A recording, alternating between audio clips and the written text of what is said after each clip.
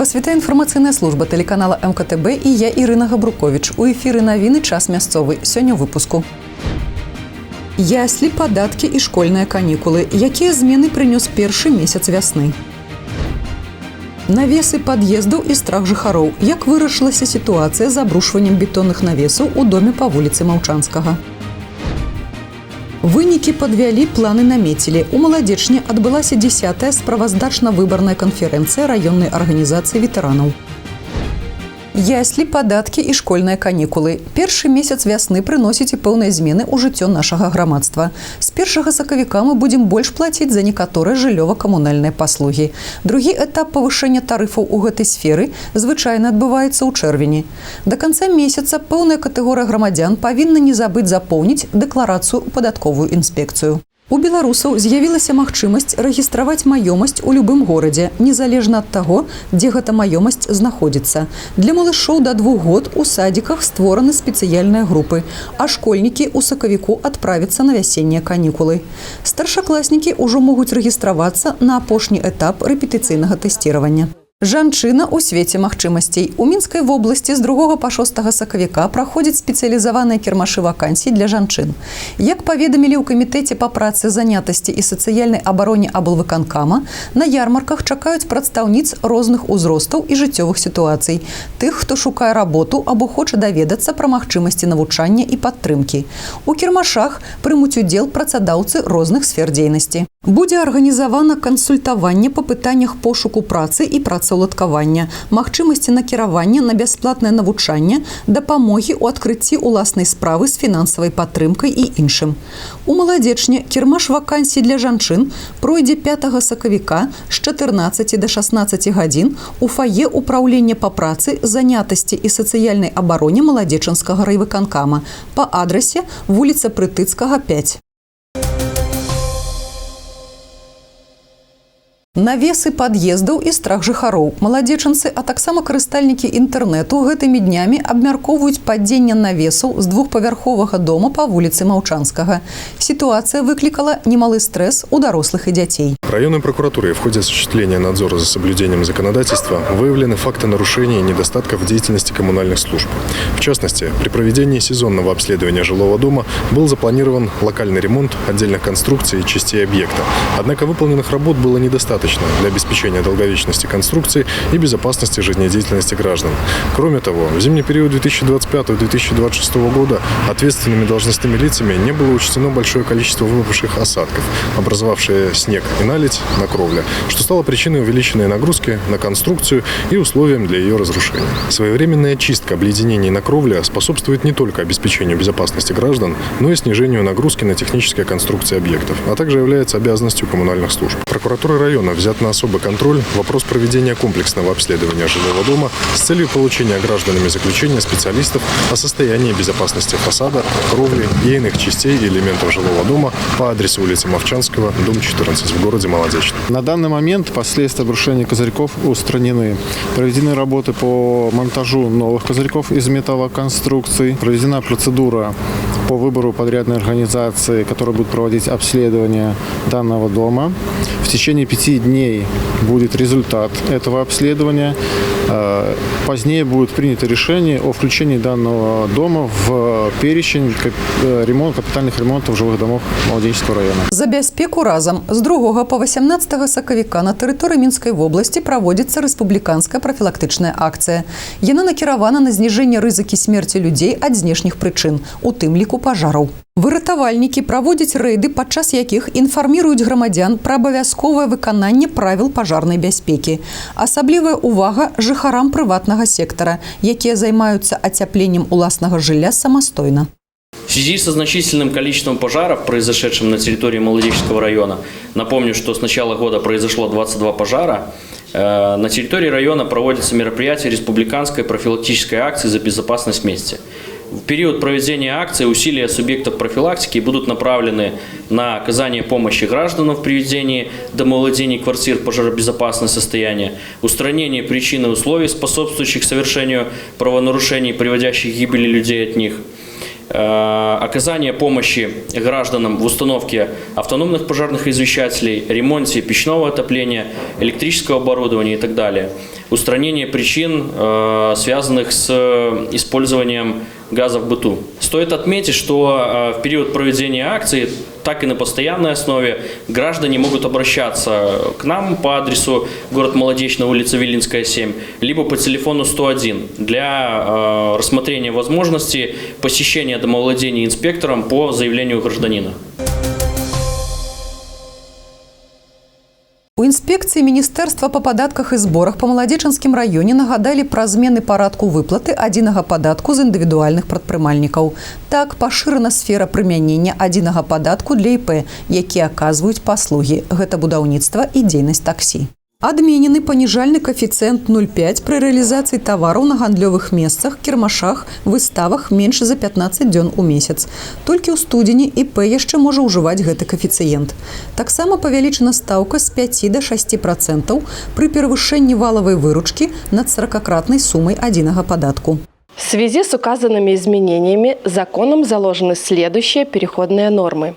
Индивидуальные предприниматели, которые утратят право на применение единого налога с 1 января 2026 года, но при этом представят налоговую декларацию по единому налогу за первый квартал 2026 года, вносят соответствующие изменения в такую декларацию и представляют ее в налоговый орган в срок не позднее 31 марта 2026 года. Индивидуальные предприниматели, применяющие в первом квартале 2026 года общий порядок налогообложения в отношении видов деятельности строительства и деятельность такси, вправе перейти с 1 января 2026 года на применение единого налога. Такие индивидуальные предприниматели представляют в налоговый орган налоговую декларацию за первый квартал 2026 года и не позднее 1 февраля 2026 года производят уплату единого налога за январь 2026 года по ставкам единого налога, установленным на 2026 год. В отношении остальных видов деятельности новые ставки единого налога индивидуальными предпринимателями применяются при исчислении единого налога за февраль 2026 года и последующие месяцы. За январь 2026 года исчисление налога производится по ставкам 2025 года. Обращаем внимание, что индивидуальные предприниматели, осуществляющие деятельность такси с применением единого налога, в валовую выручку включают выручку от оказания услуг по перевозке пассажиров, выручку от оказания субъектам хозяйствования услуг, связанных с поддержкой электронных сервисов, принадлежащих таким субъектам и используемых индивидуальным предпринимателем при оказании потребителям услуг такси, рекламы электронных сервисов. Также стоимость услуг, оказанных диспетчеру такси и связанных с автомобильными перевозками пассажиров автомобилями такси. Необходимо отметить, что самостоятельное заключение индивидуальным предпринимателем договоров с субъектами хозяйствования, не являющимися диспетчерами такси, по оказанию им услуг по перевозке легковым автомобилем работников такого субъекта хозяйствования и иных лиц до места работы, на экскурсию, либо в рамках любого иного мероприятия, не относится к деятельности такси. Поэтому такие индивидуальные предприниматели не вправе осуществлять такую деятельность в рамках единого налога. То есть применение единого налога в данной ситуации запрещается. Вынікі падвялі, планы намецілі. У малой зале Палаца культуры «Маладзечна» адбылася 10-я справаздачна-выбарная канферэнцыя Маладзечанскай раённай арганізацыі ветэранаў.